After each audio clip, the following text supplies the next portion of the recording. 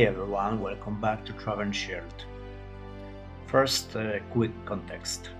In my previous video, I showed you how to photograph Comet C 2025 R3 PanSTARRS using a full camera setup.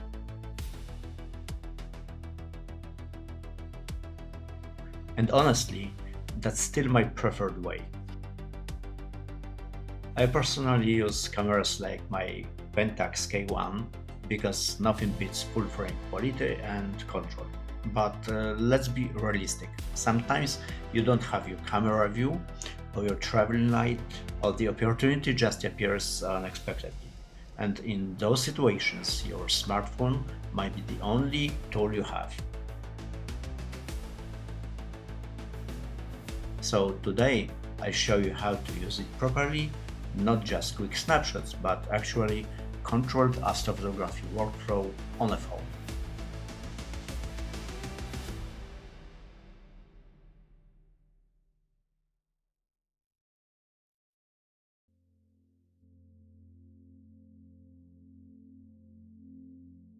Modern smartphones are far more powerful than most people give them credit for, and honestly, it doesn't matter whether you're a team iPhone or Android.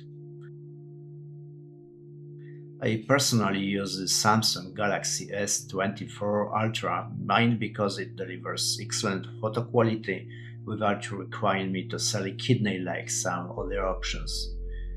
That's exactly why in this video I'll be using astronomy apps for Android, since that's the only ecosystem I personally use. Your phone is already a surprisingly capable tool for exploring the night sky, you just need to know how to unlock it. And here's something important to understand. Smartphone astrophotography works because of long exposure. The camera stays open for several seconds and collects light just like a normal camera. In fact, typical exposure times for night sky photography are around 10 to 30 seconds, and ISO usually between 800 and 3200.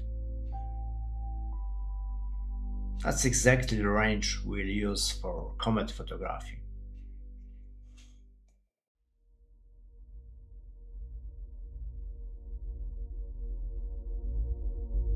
My setup is simple but very intentional. You need a smartphone, tripod, optional clip-on lens, headlamp, and a power bank. But here's one thing many people ignore. Do not touch the phone during exposure. Even a small movement at the start of the shot can completely ruin its sharpness. So ideally, use a timer or remote trigger. This is a small detail, but it makes a big difference in rare results.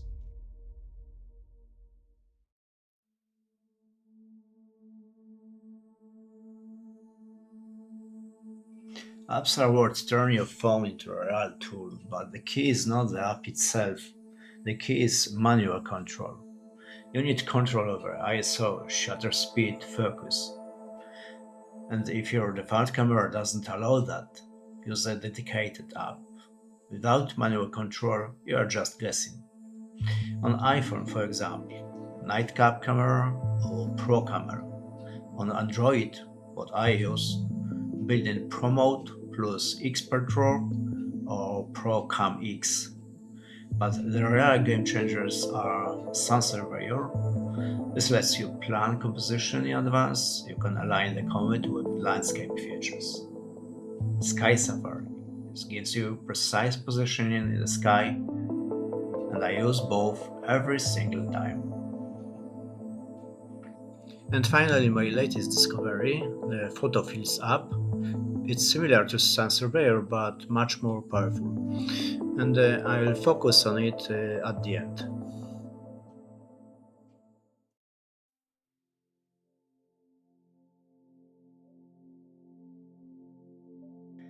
Time isn't just about the comet, it's about everything around it too.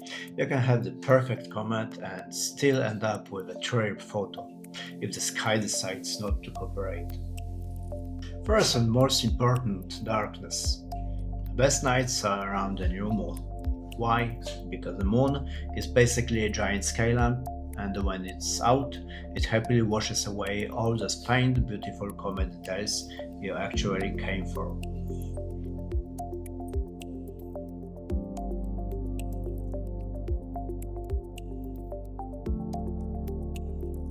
Second, light pollution. If you can, get out of the city. Seriously, streetlights are not your friends here.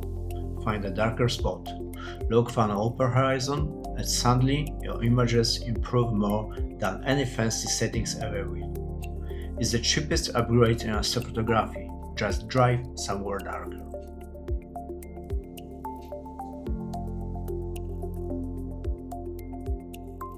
Right now, mid-April 2026, a comet shows up before sunrise, sitting low in the eastern sky.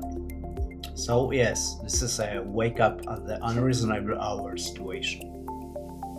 Your best window is April 13 to April 27, with peak brightness around April 19 to 24.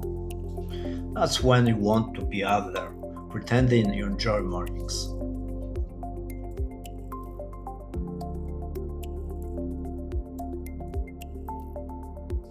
And don't just go out randomly hoping for magic. That's how you get frustration instead of photos. Plan your shot. I use Sun Surveyor.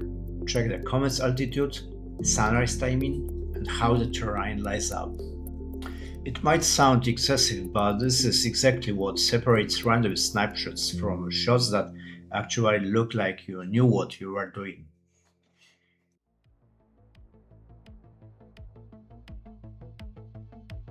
Let's go through the full shooting workflow.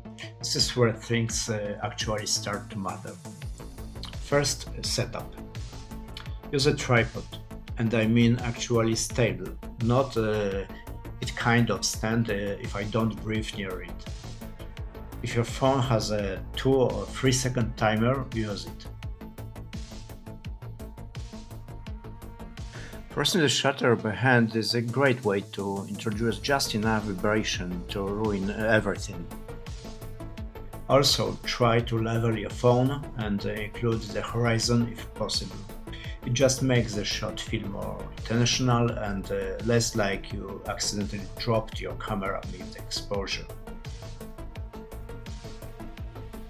Next, focus. This is where most people mess up. Yes, you need the infinity focus, but don't trust that little infinity symbol like it's some kind of a scarred through. It often lies.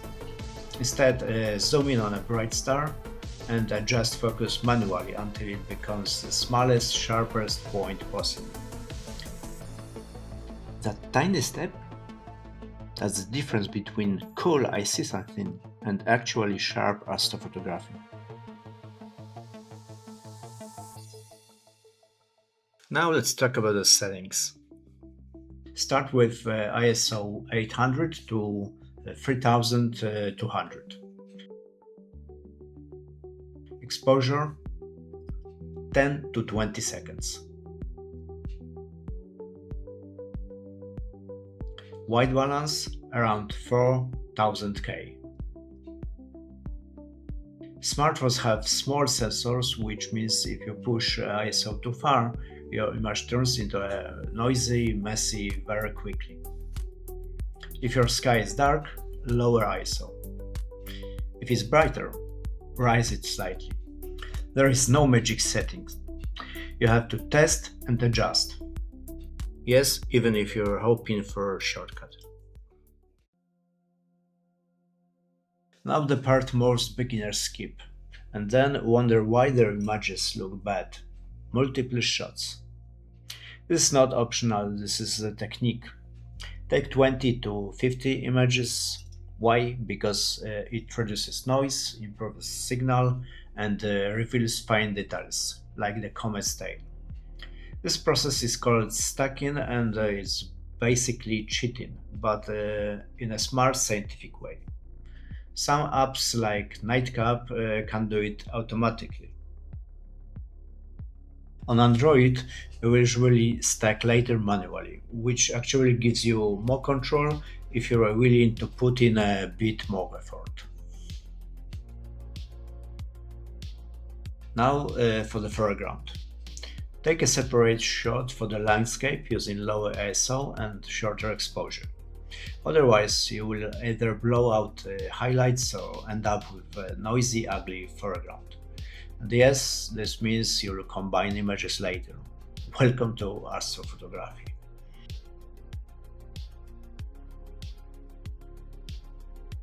Finally, editing. Editing is not about faking the image.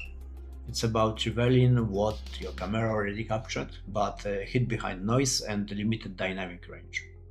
Use apps like Lightroom Mobile or Snapseed. Adjust contrast, clarity, and apply some noise reduction. If shot in RAW, you get way more control, especially when pulling out subtle comet tail details. That's the full workflow. Quick pro tip: clean your lenses. Seriously. Your phone lens is probably covered in fingerprints, dust, and whatever else your pocket decided to contribute. And all of that reduces contrast and sharpness. A 5-second wipe can improve your image more than tweaking settings for 10 minutes. That's the full workflow. It might sound like a lot, but once you do it a couple of times, it becomes second nature. And suddenly your phone stops acting like a phone and starts acting like a real astrophotography tool.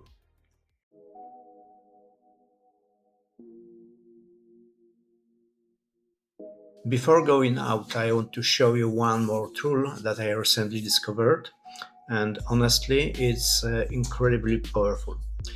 The app is PhotoPills. I've been using Surveyor for a long time, but PhotoPills gives you much more control. In the planner, you simply set your shooting location, adjust the time to about 1.5 hours to 2 hours before sunrise, and visualize where the comet will be.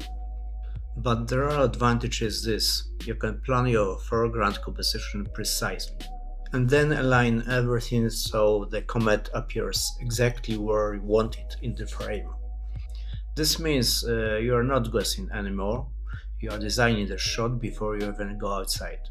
And honestly, after testing it, I can say it's even more powerful than Sun Surveyor for this kind of planning. So if you want to take your comet photos to the next level, this app is definitely worth learning. So here is the takeaway. Yes, I still prefer using a full camera like my Pentax K-1, but a smartphone like the Galaxy S24 Ultra can absolutely capture this comet. And sometimes it's the only camera you have with you. And that's enough. If you try this, share your results. Clear skies, and I'll see you in the next one.